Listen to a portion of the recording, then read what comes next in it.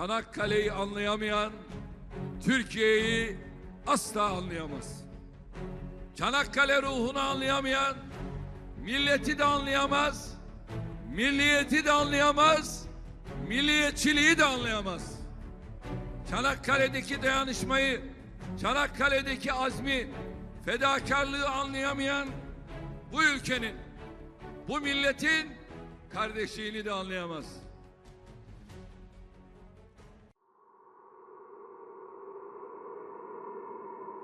Čanakkale predstavlja borbu na život i smrt. To je odbrana sačinjena od mesa i kostiju protiv nasilnog napada od vatre i čelika.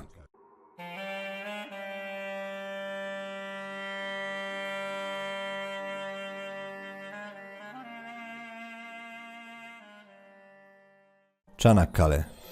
To je ime mjesta na kojem su se lavovski borili i stari i mladi iz svih sela i gradova zemlje, pristigli sa svih njenih brda i planina.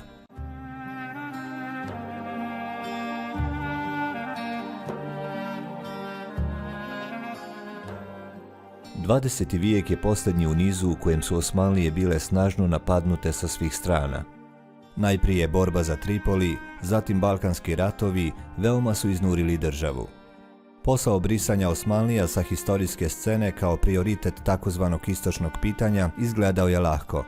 Osim toga, na čelu države nije bilo diplomatskog genija kakav je bio sultan Abdulhamid II. Jula 1914. godine proglašena je opšta mobilizacija.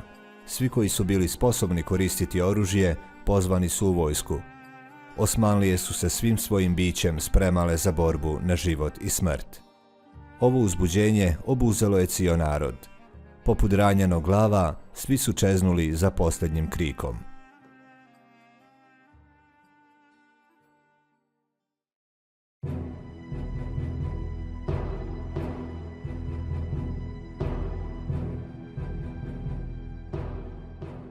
Mramorno more sa svoja dva prirodna bisera, Bosfor i Dardaneli, bilo je tokom povijesti mjestom mnogih sukoba i ratova. Posljednji se odigrao u vihoru Prvoga svjetskog rata.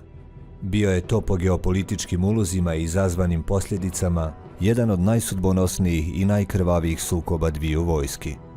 Na uskom prostoru sudarile su se tadašnja najmoćnija vojna sila Engleska zajedno sa drugim silama Antante i jedna iscrpljena, siromašna, urušavajuća zemlja kakva je bila Osmanska carevina.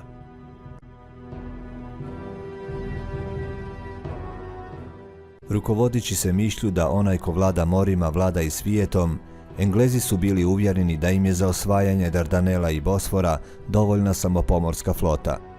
Kada je komandant sredozemne flote admiral Carden podržao Churchillove planove, odlučeno je da se ova operacija izvede ratnom mornaricom. Engleska pomorska flota, koja u svojoj historiji nikad nije doživjela poraz, zahvaljujući naoružanju, tehnologiji i odličnoj reputaciji, potpuno je vjerovala u sebe i svoj uspjeh. Nepobjediva svjetska flota uz pomoć francuske flote formirala je najveću svjetsku pomorsku armadu. Nije se mogla zamisliti niti jedna snaga koja bi joj se mogla suprotstaviti. Pogotovo ne već iznamogla Osmanska država koja je bila pred raspadom.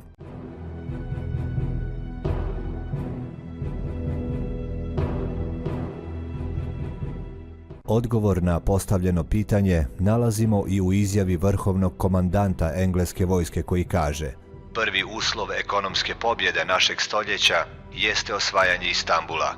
Uzet ćemo ga po bilo kojoj cijeni. Nadam se da će budući učenici vojnih škola raspravljati o tome zbog čega smo se tjesnili na ovim bezvrijednim stijenama da bismo primorali jednu veliku imperiju da izvrši harakiri.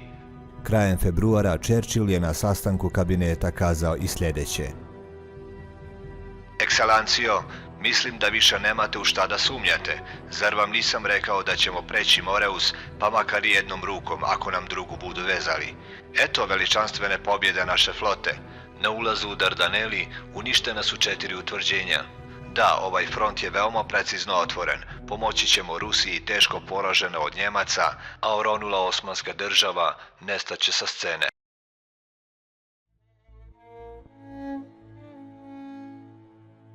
Na drugoj strani u Anadoliji je vladala tišina i spokoj Sehervakta.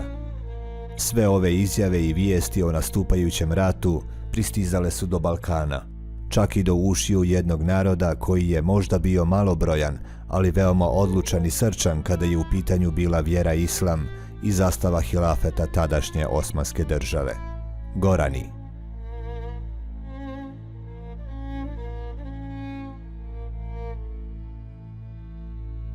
Nakon Balkanskih ratova 1912. godine Osmanska država je bila primorana da napusti balkanske teritorije. Iako pojedini autori odlazak Osmanlija sa balkanskih prostora tretiraju kao oslobođenje, za Gorane je odlazak Osmanlija zasigurno značio nešto sasvim drugo.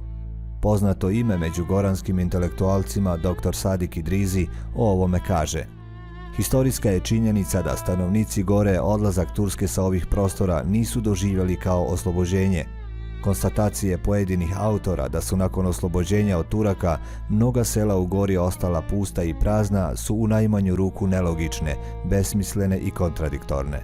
Ako su se oslobodili od Turske, postavlja se logičko pitanje zašto su onda stanovnici ovih sela krenuli da na teritoriji Turske potraže spas i zaštitu.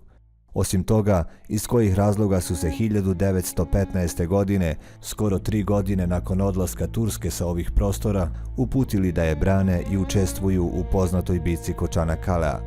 Kod svih je preovladavalo mišljenje da će se Turska ponovo vratiti na ove prostore. Veoma jak vjerski motiv uticao je na Gorane da krenu u odbranu Turske.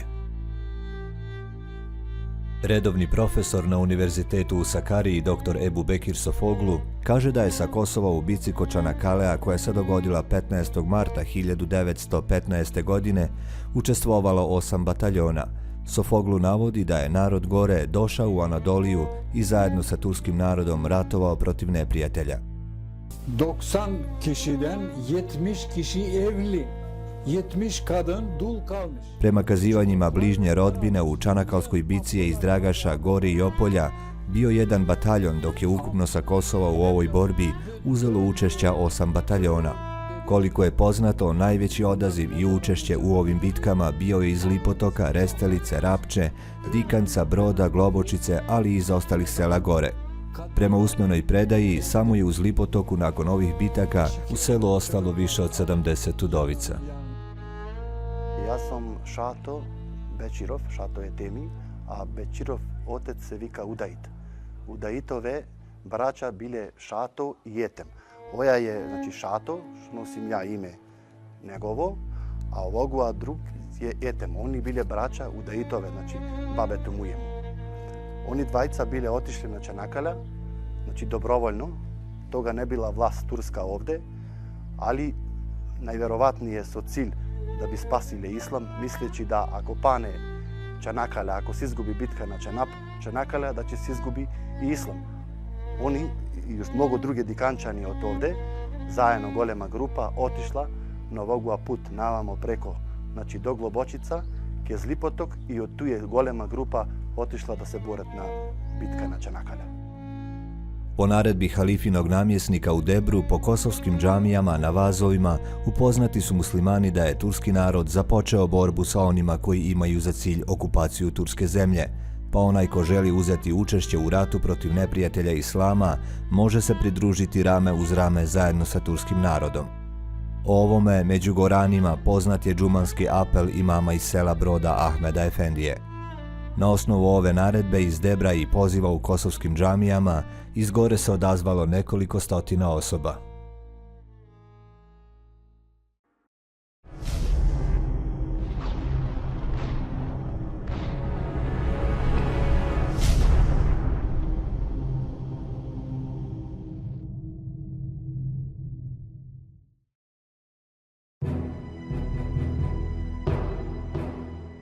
Dok je veličanstvena i po izgledu nepobjediva armada sa 18 velikih ratnih brodova i bezbroj čamaca išla prema Čanakaleu, Churchill je engleskom premijeru saopštio sljedeće. Premijeru, veliki historijski zadatak savezničke flote počeo je ovog jutra. Kraljevska flota plovi prema pobjedi.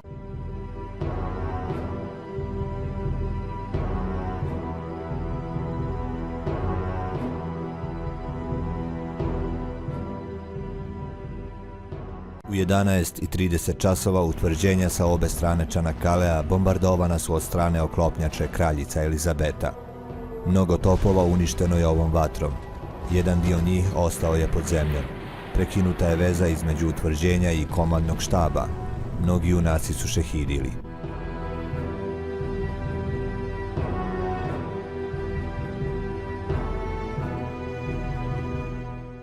Na početku topdžije su uzvratile paljbom.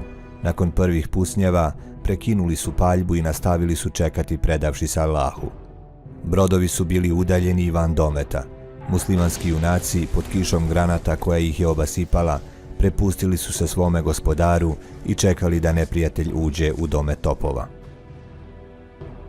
Jedan engleski kapetan u svome dnevniku bilježi: Sigurno djeluje užasno i zbunjujuće kada u jednoj minuti oko čovjeka pada 1500 kg granata. Muslimani nisu smjeli da naprave istu grešku poput one u bici na Uhudu. Nisu je napravili, ostali su nepomičeni. Iako nadmoćni u naoružanju, Englezi i Francuzi su bili oni koji su ostali bez trpljenja. Kada su se približili mjestima koja su sravnjena sa zemljom, susreli su se sa vatrom koju nisu očekivali. Bili su veoma zbunjeni, jer prema Englezima nemoguće je bilo ne napustiti rov pod tako jakom vatrom. Ova hrabrost poticala je samo iz istinskog imana.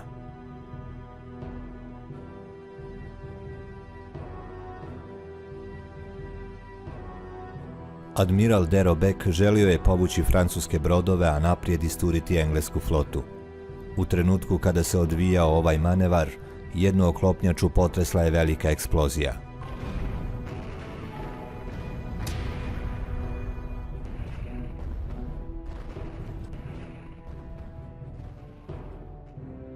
Uz ovu eksploziju prema nebu se uzdizao crni dim, koji kao da je prikazivao mržnju krstaša. Za samo 2 minute ovaj veličanstveni brod legao je na bok i u morske dubine odnio cijelu njegovu posadu.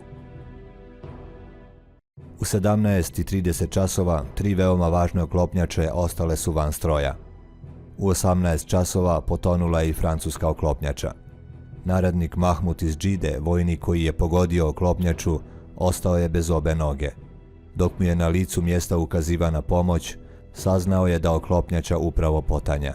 Viknuo je: "Odnesite me odmah do topa." Narednika Mahmuda odnijeli su na nosilima. Posmatrao je neprijateljsku oklopnjaču dok tone. Nakon toga, sretan zbog izvršenog zadatka, zatvorio je oči i preselio na ahiret. Glavnokomandujući savezničkih snaga general Jan Hamilton na kraju bitke kazao je sljedeće: Da, nije moguće pobijediti duh čovjeka. Nijedna druga vojska na svijetu ne može ostati ovoliko dugo na nogama. Samo danas bacili smo 1800 granata. Mjesecima naši ratni brodovi bombarduju njihove položaje. Šta se još može uraditi da bi se u krajnjoj mjeri pocijepani Turci odvojili od njihovog Allaha koji ih čuva? Osvajanjem poluotoka saveznici bi sebi omogućili pristup Carigradu s konačnim ciljem njegovog zauzimanja, čime bi se iz daljnjeg toka rata izbacilo Osmansko carstvo. Bitka na Galipolju bila je jedna od najkrvavijih i najžešćih bitaka u Prvom svjetskom ratu, ali po mnogim pokazateljima i u povijesti uopće. Pobjeda u Čanakaleu, koliko god je pobjeda Turske, Anadolije i Trakije, ona je isto tako i pobjeda svih bratskih naroda, bratskih narodnosti i sve braće u cijelom svijetu.